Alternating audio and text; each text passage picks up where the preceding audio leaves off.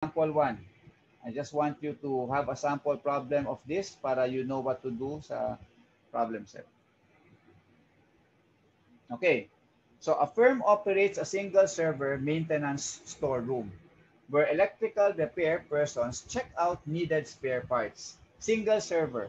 So C is equal to 1. Sulat agad. Okay, this is problem number 8. C is equal to 1. Okay? And it is a maintenance storeroom na ang trabaho mo is may mga kumukuha ng spare parts from you, yung mga electrical repair persons. Okay? They check out needed spare parts and equipment. So, repair persons arrive. So, ang repair persons mo, sila yung arriving customers mo. Okay?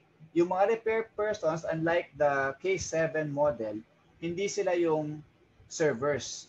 Hindi sila yung nagbibigay ng service. Dito, ang repair persons, sila yung customer. Okay? Sila yung kumukuha ng spare parts doon sa stock room. Okay, so repair persons arrive at a rate of 8 per hour. So, sulat agad, no? Arrival rate is 8 per hour. Tapos, number of servers is 1 lang. The service rate is 10 per hour. So, mu is 10 per hour. Okay. Arrivals are Poisson distributed. Okay, so M, arrivals mo, Poisson distributed. Service completion times exponential and therefore service rate is Poisson also. So class, ako na nagsosolve pero nasusundan niyo ba yung sinasabi ko? Yes, sir. Okay? So service rate, sinusulat ko lang yung mga given information ngayon. Okay? And then alam ko, I have one server only for this system. Always GD. And then, yung repair persons, wala namang sinabi kung ilang repair persons ang meron doon. Okay? Therefore, we can assume na infinity. Walang given information eh. Okay? Repair persons arrive at a rate of 8 per hour. Okay? Arrivals are persons, etc. The cost, tapos cost of waiting na. So, sulat na natin yung Kendall Lee notation. And then, the calling source is of course the firm. Tama? If you think about it, finite ito eh. Kasi yung maintenance storeroom, ang customer lang naman neto is yung mga repair persons, kung iisipin natin. Okay? So actually, dapat ito, K yan eh. Okay? Dapat ito, K din yan. Dapat K din yan.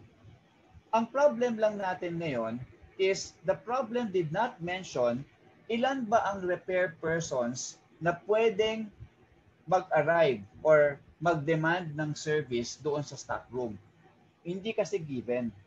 Okay? Hindi rin naman natin masasolve yun. Tapos yung calling source, yung company na yon, kung saan nagtatrabaho yung mga repair persons, kung saan manggagaling yung mga repair persons, hindi rin naman pwedeng external yan. Internal lang ito eh. So therefore, this is actually a servicing model dapat. Okay? Servicing model dapat ito. Kaso, hindi din naman natin alam to. Plus, isa lang ito. Yung R mo, isa lang. Okay?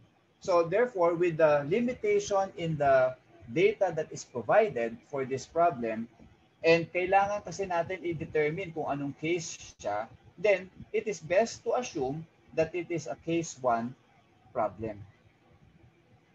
So, these are the judgments that you have to make also during the exam if the problem given is not very explicit in terms of all the information you need. Okay? There are things that you can assume. There are things, of course, that if they're given, you should not assume. Okay? So for this one, case 1 ang assumption natin. So, let's proceed. The cost of waiting is 9 per hour. So dapat alam nyo agad, CW yon sa notation natin. It is 9 per hour. Okay? Next, the company is considering giving the stock clerk. Remember, the stock clerk is the server. Okay? One server tayo ngayon, the stock clerk. The company is considering giving the stock clerk a helper.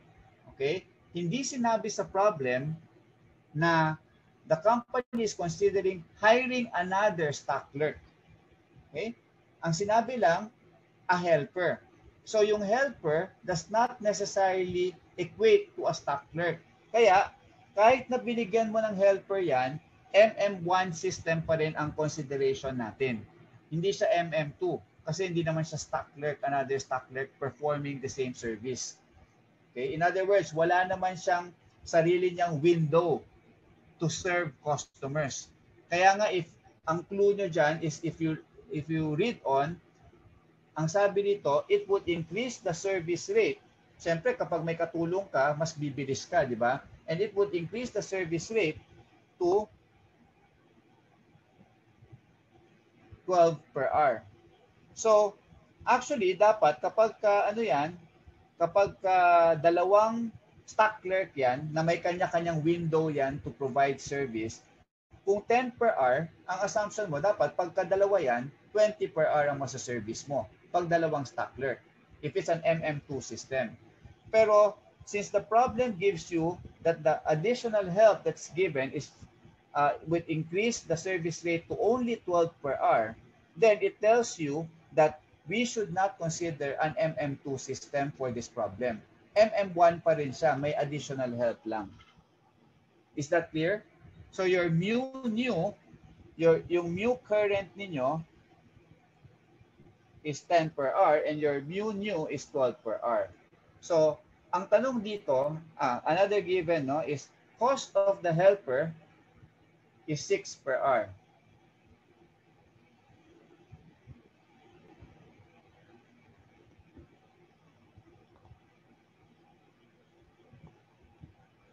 So, ano tong 6 per hour na to?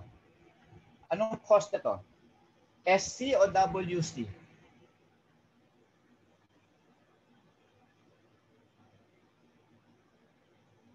SC, sir. Okay, SC. May isa nang umalis ulit, 7 na lang. Okay, SC. Last na to. So ngayon, ang tanong, what do you recommend? So ang dilemma lang naman dito, again, tulad ng sabi ko sa inyo kanina, if increase mo yung service level mo in the form of a higher service rate, okay? So increase service level yan eh. Pag in-increase mo yung service level mo, may katapat na additional cost. Okay? At ano yung additional cost? Ito. Every hour, may dagdag ka na 6 per hour. Okay? Pero, ang katapat ng increased service level din at the same time is that your total waiting cost should be reduced. So ngayon, titingnan natin kung ma-justify ba na mag-hire ka ng isang helper by the reduction in the total waiting cost. So that's what we have to compute. So for problems like this, all you have to go back to is this formula. Total cost, since meron kang current system ngayon na walang helper, tapos meron kang new system na may helper, i-compare mo ngayon kung saan ang mas mababa ang total cost. Okay? So total cost ng current is SC plus WC.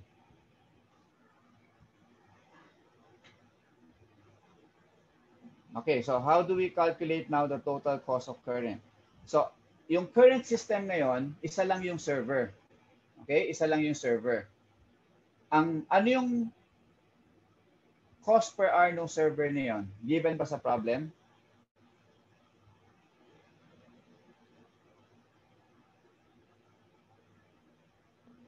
Class?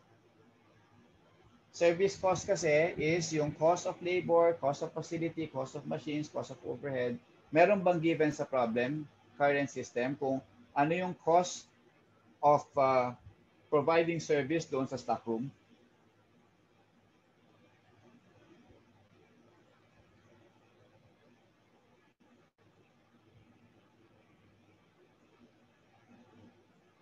Anyone?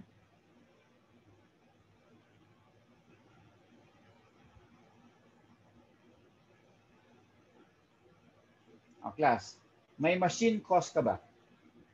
Service cost, ha? May machine cost ka ba sa problem na to? No, walang machine cost. Walang machine cost. Meron ka bang facility cost na given? Yung cost ng pag-construct ng stock room na yun? Hindi, sir. Wala. Meron ka bang labor cost? Meron, sir. Sino yung babayaran mo ng labor cost? Yung additional helper po. Oops. Present system. Current. Yung original. Yung original na nag-work doon sa stock room. Babayaran mo yun eh, di ba? May sweldo yun eh. Pero given ba yung sweldo niya?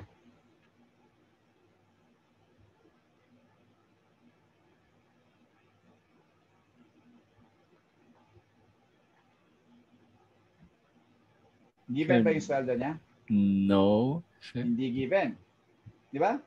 Kahit wala, hindi mo makikita kung magkano yung yung rate nung stock room clerk. So hindi given. So wala kang machine cost, wala kang facility cost, wala kang labor cost na given. May labor cost ka, obviously, pero hindi given. Okay? Hindi rin given yung mga electricity, labor, overhead. Wala rin. So therefore, hindi to given eh. So therefore, tanggalin ko na to. Okay? Not given eh. Or I can put it SC. Basta't alam natin may service cost siya. Let's go to waiting cost. Waiting cost. Kasi kailangan, no, for you to be able to recommend, you have to know whether the proposed or the recommended system is better than the previous or the current system. And for it to be better, the total cost should be lower.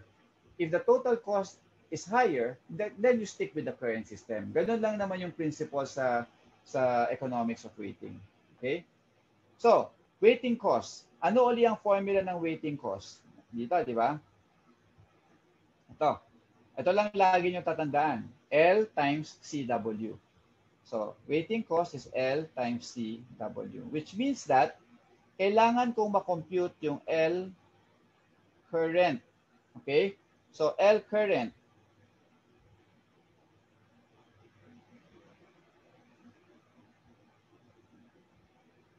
L current is equal to. So, since this is case 1, then pupunta ka ngayon sa case 1 na formula for L. Kaya, very important for problems like this that considers economics of weighting, identify nyo dapat ito. Okay, you need to identify this correctly. Kasi, yung L kasi is based on the case number. So, for case number 1, L is lambda over mu minus lambda.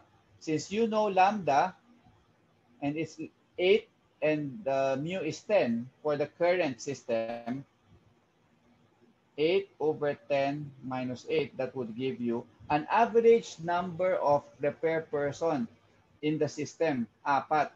Okay? There are 4 repair persons in the system. Okay? In the current system. So therefore, this is now equal to SC plus, last nakakasunod yung pag-compute ko ng L. Yes, sir. Okay, so this one, use case 1 formula. Okay, and then plug it in here, no? 4 times the cost. Given na tayo na 9 per hour. Okay, ito yon. So 9 per hour. So you will end up with a total cost for the current system, SC plus 36 per hour. Whatever the SC is, whatever the service cost is, it doesn't matter. Okay?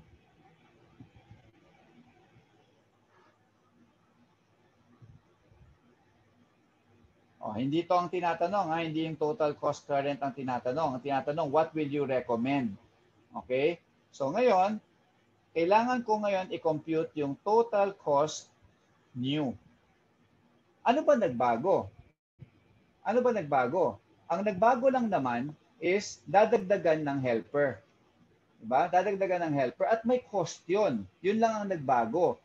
Plus, nagbago din yung ito. So, ito yung unang nagbago. Ito yung pangalawang pagbabago. May additional cost ka. Iba-balance mo ngayon. So, do you understand, class? 7 o'clock na. Total cost of new system. Same pa rin. SC plus waiting cost equal to SC plus L new. Class, ang tanong, magbabago ba yung L? yung average number of customers sa system kapag may additional help ka. Yes, Yes sir. or no? Yes po. Yes. Bakit magbabago? So, tingnan mo yung formula ng L. Bakit siya magbabago?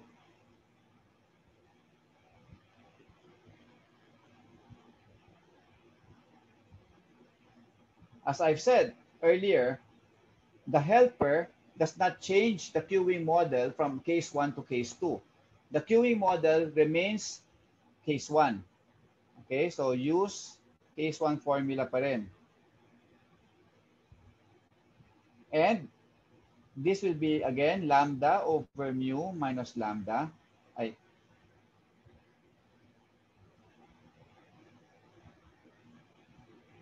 But this time, your lambda is 8, but your mu is, ano na yung mu natin sa proposed system? 12, sir. 12 na. Kaya magbabago yung L kasi nagbago yung service rate mo, bumilis ka eh. Kaya mas marami kang nasa-serve. Yun naman yung trade-off eh. Kaya ka nagdadagdag ng helper para bumilis ka sa pag-service mo. So 12 minus 8, that will now give you 4. So mapapansin natin na that will now give you 2. Mapapansin natin, etong waiting cost na to, ST, di ba? O, ano yung ST ngayon sa total cost ng new? Ano yung ST? Service cost, di ba?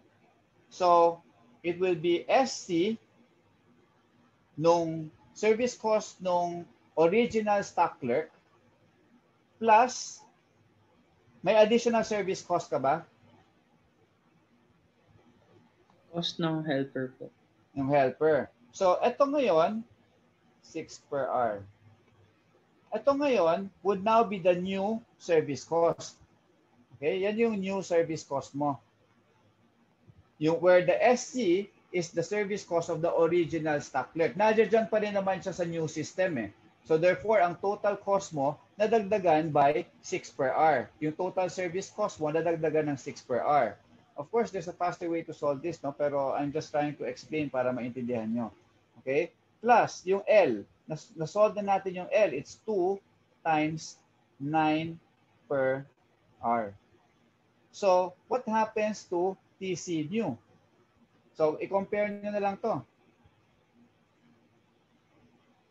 18 per hour plus 6 per hour, that's SC plus 24 per hour. Diba? So, ang mangyayari dito is SC plus 24 per hour. Yan yung TC new. This is your TC new. So, since SC is constant, and if I want to get the change in total cost, okay, I will therefore get current minus new. Pag mas malaki yung current sa new, positive yung difference, then ibig sabihin may savings ako. Okay? So, pwede namang hindi nakunin yung change in TC. Tingnan nyo na lang tong dalawa, class. Anong conclusion nyo? Same naman tong SE. Pwede ko nang tanggalin to sa analysis. Same naman sila eh. Okay? So, ang total cost ng current is 36 per hour. Ang total cost ng new is 24 per hour. Total cost na yan. Ha? So, sino ang mas maganda? Yung new system po. Okay. So, let's erase this. Since TC new is lower than TC current, then decision is hire the helper. Okay? Hire the helper. Is that clear? So, dyan ginagamit yung mga total cost calculations para sa waiting, sa queuing.